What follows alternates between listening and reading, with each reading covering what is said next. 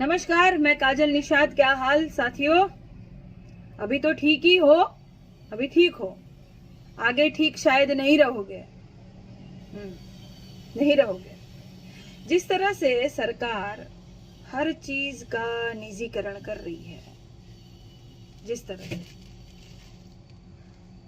हमारे जीवन का भी निजीकरण हो जाएगा। अभी तो देखिए, हम सांस लेना हमारा बंद कर दिया है। हर हर मोदी और घर घर कोरोना कर दिया है। सांस पर पाबंदी लग गई। हर वक्त आपको मास्क पहनना पड़ता है। अब तो ये रूल भी आ गया है कि आप अकेले भी रहो, जैसे यहाँ पे मैं अकेली हूँ, तो अकेले भी रहो, घर में रहो, मॉल में रहो, दुकान में रहो, तो आप मास्क पहन के रहो। आप सांस भी हमारी मर्जी से लो, ऐसा कर दिया है। इसीलिए मैं बार बार लिख रही हूं कि अपना ध्यान रखिएगा आगे, और खास ध्यान रखिएगा अपना, अपने परिवार का, अपनों का। और नवंबर दिसंबर में तो खास, और फिर जनवरी फरवरी में तो और खास। जितना समय बीतेगा अपना ध्यान रखिएगा। सारी चीजों का निजीकरण कर देंगे धीरे धीरे। आबादी भी कम हो जाएगी, तो जो लड़ेगा वो बचेगा, जो डरेगा वो मरेगा। सतर्क, सावधान रहिएगा,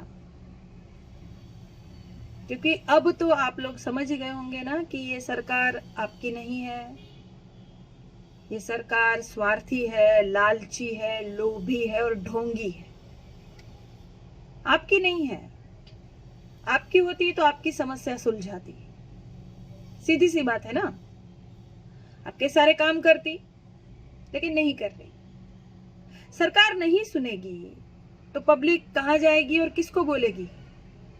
हम जैसे लोगों को। हम है क्या? कुछ नहीं है। जैसे एक भाई है, संजय भाई, जिला नवादा के हैं ये। उन्होंने मुझे मेल किया है कि दीदी मेरी बात भी आप लोगों तक पहुंचाइए। ये भाई इतने परेशान हैं, इनका एक विवाद चल रहा है। उनके यहाँ एक गाली का और एक नाली का विवाद चल रहा है। इसके चलते इन्होंने हर जगह विज्ञप्ति दी, अपनी बात पहुंचाई, शिकायत की, पीएम, सीएम, एसपी, हर जगह डीएम, लेकिन इनकी बात कोई सुन नहीं रहा है। 1 महीने, 2 महीने, 3 महीने से ये भाई परेशान है। संजय भाई इनका नाम है, लेकिन इनकी बात कोई सुन नहीं रहा है। तो कौन सुनेगा? ये भाई कहां जाएंगे? किसका दरवाजा खटखटाएंगे? आप नेताओं का ही, प्रशासन का। हाँ, तो आप ही नहीं सुनोगे, महाराज सब लोभी ढोंगी बैठ जाओगे, तो कहां जाएगा ये भाई? आपको लगेगा कि बहुत छोटी समस्या है, इसमें क्या हो गया।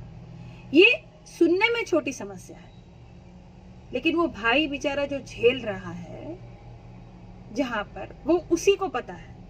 उसी को पता है कि उसको कितनी परेशानी हो रही है। छोटी छोटी चीजें भी आपको परेशान कर सकती है। इसके लिए या तो आप खुद लड़िए, या तो आपने जिनको चुना है, अपना नेता, अपना सब कुछ, अपना सर्वे सर्वा चुना है, उनके पास जाइए। लेकिन उनके पास जाने से भी समस्या का हल नहीं मिल रहा है, तो कोई क्या करेगा? पत्रकार, बहुत सारे पत्रकार भी दिख चुके हैं। कौन दिखाएगा आपकी समस्या? भारत में हर जगह आप देख रहे हो ना, कहीं आग लग जा रही है, कहीं कुछ हो रहा है। फैक्ट्री में आग लग जाना मतलब कई लोगों का रोजगार चले जाना। बड़ा मुद्दा है भाई। रोजगार ही तो चाहिए ना आपको, रोजगार। आपका वेतन, आपकी कमाई आपके घर में आए, आपका परिवार पले बढ़े, यही जरूरी है ना। रोजगार चले जाना बहुत बड़ा मुद्दा है, लेकिन इस बारे में कोई मीडिया आपको दिखाएगा नहीं। तो यहाँ एक ही बात मैं आपको कहूंगी, जो लड़ेगा वो बचेगा, जो डरेगा वो मरेगा। ठीक? लड़ना तो पड़ेगा आपको, लड़ना पड़ेगा आपको, अपने लिए, अपने परिवार के लिए, अपनों के लिए, अपने भारत के लिए लड़ना तो पड़ेगा। अगर आप सोचोगे कि मेरा क्या जाता है, जाने दो ना, भाड़ में जाए जनता, अपना काम बनता, हमको क्या लेना देना। दूसरों की नौकरी गई है ना, हमारी तो चल रही है। दूसरों को वेतन नहीं मिला, हमें तो मिल रहा है, हमारा घर तो चल रहा है। अगर आप ये सोच रहे हो तो ये भी ज्यादा दिन नहीं सोचोगे आप, क्योंकि ज्यादा दिन तक आपके पास ये भी नहीं रहेगा। अभी अगर आपने कदम नहीं उठाए तो आने वाला भविष्य, आपके बच्चों का भविष्य बहुत खराब होने वाला है, बहुत बर्बाद होने वाला है। आवाज नहीं उठाओगे आप अपने भारत के लिए, हर चीज का निजीकरण हो जाएगा, तो फायदा किसको पहुंचेगा? कितने लोगों की नौकरी चली गई है, कितने लोग बेरोजगार हो गए। ये क्या करेंगे फिर? क्या सोचेंगे फिर?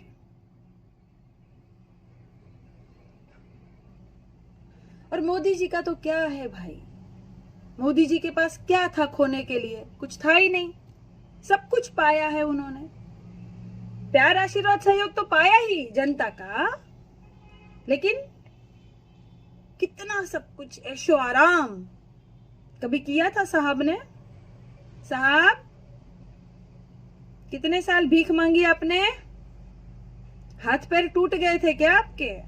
हाँ, काम नहीं कर सकते? मुझसे कभी कोई भिखारी यहाँ पैसे लेने आता है ना, तो मैं देखती हूँ उसको और कहती हूँ, हाथ सलामत है, पैर सलामत है, उंगली ठीक है, शरीर काम कर रहा है, तो कमा के खाओ, भीख मत मांगो, जाओ। तो क्या साहब को कभी किसी ने बोला नहीं होगा?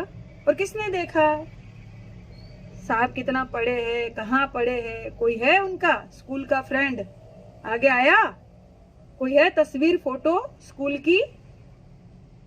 किसने देखा भाई?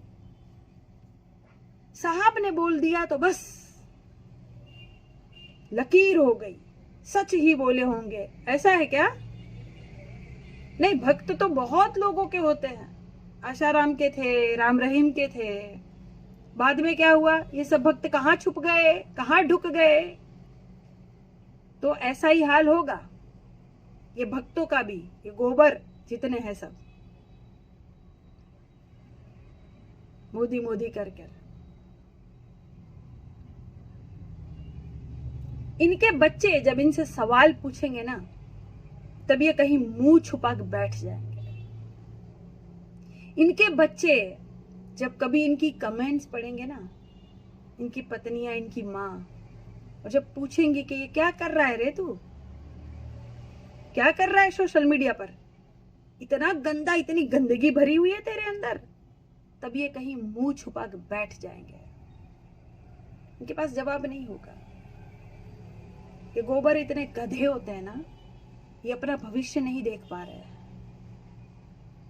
रंग गए एक रंग में, देश नहीं देख पा रहे हैं। देश का नेता इनको देश से बड़ा लगता है। ऐसे लोगों का फिर क्या होगा? न घर के रहेंगे न घाट के। इसीलिए साथियों, मैं कहती हूं, आप आवाज उठाइए, अपने हक के लिए लड़िए। निजीकरण हर चीज का हो रहा है तो आवाज उठाइए भाई। कल का भविष्य आपके बच्चे देख पाए अच्छे से, सांस ले पाए अच्छे से, आजादी से, इसीलिए आवाज उठाइए। आपका क्या, आपका जीवन तो अब जी लिया आपने ना, कुछ जी रहे हैं, कुछ का बस अब खत्म। कोरोना खत्म कर देगा, सरकार खत्म कर देगी, बेरोजगारी मार देगी, आबादी तो कम हो जाएगी, लेकिन आपकी आने वाली पीढ़ी, आपके बच्चे खुश रहे, सुखी रहे। इसीलिए अभी आज आवाज उठाइए, ताकि आप भी, ताकि गर्व से कह सको कि जब भारत बर्बाद हो रहा था ना, तो मैंने आवाज उठाई थी, मैं चुप नहीं रहा, मैं घर में नहीं बैठा, मैं लड़ा था। तो ये कहने के लिए अभी आपको आवाज उठानी पड़ेगी सरकार के खिलाफ, क्योंकि कल को ये आपको बताएंगे किससे मिलना है, किससे नहीं मिलना है, कहाँ जाना है, कितना पानी पीना है, कितना खाना खाना है, इतने ही ग्राम आपके घर में भोजन बनेगा। कल को ये आपका रूल करने लगेंगे आप पर। अब ये बताइए, 1500 करोड़ से भी ज्यादा धन वाले आमिर खान को ये 2 टके के भक्त बताएंगे कि किससे मिलना चाहिए और किससे नहीं मिलना चाहिए? क्यों भक्ता? 2 टके का कह के तुम्हारा मान सम्मान बढ़ा दिया मैंने, औकात तो तुम्हारी उतनी भी नहीं है।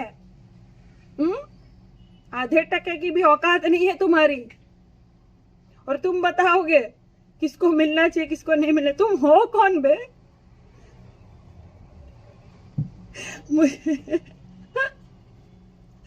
मुझे तो दया आती है इन पर कभी कभी, बेचारे कीड़े। तुम हो कौन? तुम थोड़ी बताओगे कौन कहां जाएगा कहां नहीं जाएगा। हा? क्यों? चच्चा तो बड़े मिलते हैं सबसे। हाँ, अरे मुझे पता चल गया भक्तों को बुरा क्यों लगता है। 6 महीने से चच्चा उड़ नहीं पाए, कहीं कहीं मिल नहीं पाए। आमिर खान कैसे मिलाया? आमिर खान कैसे चला गया? हाँ, हमारे माननीय तो कहीं उड़ नहीं पाए, मिल नहीं पाए, जा नहीं पाए, अच्छे अच्छे सूट नहीं सिलवा पाए 10 लाख का। हाँ, ये कैसे चला गया? इसलिए बुरा लग रहा है। अच्छा, ओ हाँ, ठीक। तुम देश के थोड़ी हो, गद्दार हो, तुम्हें तो बुरा लगेगा ही ना। पाकिस्तान के प्रधानमंत्री से अगर हमारे भारत के प्रधानमंत्री मिलके भी आए तो भी भक्तों को देश की सेवा लगती है। क्यों भक्तों? हाँ, गोबरो, गद्दारो, कीड़ो, मूर्खो, तुम्हारी वजह से तुम्हारे बच्चे भुगतेंगे। सोचो समझो। सॉरी, समझो बोल दिया, तुम समझदार थोड़ी हो। ये भक्त भी ना, जो गोबर है ना, जो गोबर भक्त है, वो सच में वो भी गद्दार है देश के। ये भी कहीं ना कहीं भारत की बर्बादी में हिस्सा लेने वाले हैं ये सब, क्योंकि इनके सच्चाई नहीं दिखती है। ये नून रोटी खाएंगे मोदी को जिताएंगे वाले हैं। अरे बाकी सब थोड़ी नून रोटी खाएंगे भाई, सब अपने बच्चों का भविष्य बनाएंगे। सबको शिक्षा चाहिए, रोजगार चाहिए, हाँ, स्वास्थ्य चाहिए, अच्छा अस्पताल चाहिए। तुम्हारी तरह सबको गटर थोड़ी चाहिए। तुम्हारा तो गटर में भी काम चल जाता है, बाकी सबका नहीं चलता ना भाई। बाकी मनुष्य समझदार है, तुम्हारी तरह पैदल थोड़ी है। इसीलिए जितने समझदार लोग हैं, मैं कह रही हूं, अरे बेटा गोबर, समझदार बोला भाई, हट जा आगे, गिर जा गटर में। समझदार बोलती हूँ तो तू थोड़ी समझदार है, आगे आ जा रहा है। इसीलिए समझदार लोग जितने हैं, मैं सबको कह रही हूं, अपना ध्यान रखिए, बच्चों का ध्यान रखिए, सुरक्षा करिएगा। आप कुछ भी हो ना, छोटा मोटा बीमारी हो तो डॉक्टर के पास मत जाइएगा। डॉक्टर के पास जाने की जरूरत नहीं है। जब तक जरूरत महसूस ना हो मत जाइएगा, घर पे इलाज करिए। लवंग, तुलसी के पत्ते, ये सब, हींग, ये सब कूट के जितना गर्म पानी में डाल के पिलाना है, जो भी घरेलू इलाज है, देसी इलाज, घर की रसोई में बहुत सारी दवा होती है, उपयोग करिए। तो ये सारे देसी इलाज करके अपने बच्चों को, अपने माता पिता को स्वस्थ करिएगा, ठीक। लेकिन अस्पताल में मत जाइएगा। छोटा सा फोड़ी फुंसा भी हो जाएगा, हल्का बुखार भी आ जाएगा ना, छींक भी आ जाएगी, आप भाग गए ना डॉक्टर के पास अस्पताल में, तो तुरंत कह देगा कोरोना पॉजिटिव है। चलिए दूर रहिए। तो आप तो दूर वैसे भी हो गए, और भी लोग डर के मारे दूर हो गए, और कहाँ चीर फाड़ करके किडनी विडनी निकाल के तुरंत कह देंगे बस खत्म, लास्ट स्टेज था। क्या कर लोगे? खो दिया आपने, घर का परिवार सदस्य खो दिया आपने, क्या कर लोगे? आपको तो लगेगा भैया डॉक्टर पढ़ा लिखा है, इतनी मेहनत करके पढ़ाई लिखाई करके डॉक्टर झूठ थोड़ी बोलेगा। क्या प्रूफ करने जाओगे आप? तब तक आप खो चुके होंगे अपने सदस्य को। बहुत सारी चीजों से आबादी कम करने की कोशिश हो रही है। आगे भी शायद सरकार ऐसी दवा, ऐसी वैक्सीन लाए जिसको कहा जाएगा बहुत जरूरी है, आपको लेना ही है, नहीं लोगे तो मर जाओगे। और उसमें 18 तत्व के ऐसे रसायन मिश्रित होंगे उस दवा में कि अगर आप वो दवा लोगे तो 1-2 साल के अंदर आपको हार्ट प्रॉब्लम, किडनी प्रॉब्लम होनी ही होनी है। ऐसी कुछ चीजें आएगी। ध्यान रखिएगा, सतर्क रहिएगा, सावधान रहिएगा, सरकार पर भरोसा मत करिएगा। कुछ गोबरों को छोड़कर बाकी जो अच्छे लोग हैं, जरा सोचिए समझिए, कहाँ काम आई सरकार आपको, कब काम आई काम? स्वास्थ्य की सबसे ज्यादा जरूरत है, तब सरकार कर क्या रही है? मीडिया दिखा रही है कुछ, हकीकत असलियत आपको दिख रही है? भला हो सोशल मीडिया का जमाना है तो आपको दिख जाता है हर कहीं, वीडियो के माध्यम से, पोस्ट के माध्यम से, फोटो के माध्यम से आपको दिख जाता है कि हकीकत क्या है, एक्चुअली कहाँ क्या हो रहा है। ईमेल के माध्यम से, मैसेज के माध्यम से आपको पता चलता है, एक दूसरे से कनेक्ट है हम लोग तो पता चलता है। नहीं तो सरकार सारे आंकड़े भी छुपा रही है, सब कुछ छुपा रही है, क्योंकि लालची ढोंगी है ये आपको बताएगी नहीं। मोदी जी का क्या है? मोदी जी का तो सपना पूरा हो रहा है। अच्छे कपड़े पहन रहे हैं, अच्छा खाना खा रहे हैं, अच्छी जगह रह रहे हैं, हाँ, अच्छी जगह सांस ले रहे हैं। इनको क्या? इनका तो सपना बुढ़ापन पूरा हो गया। आपका क्या? आपका भविष्य, आपके बच्चों का भविष्य, उनका क्या? कौन सोचेगा? आप ही सोचोगे। इसीलिए कह रही हूं, जो लड़ेगा वो बचेगा, और जो डरेगा वो मरेगा। याद रखिएगा, ठीक?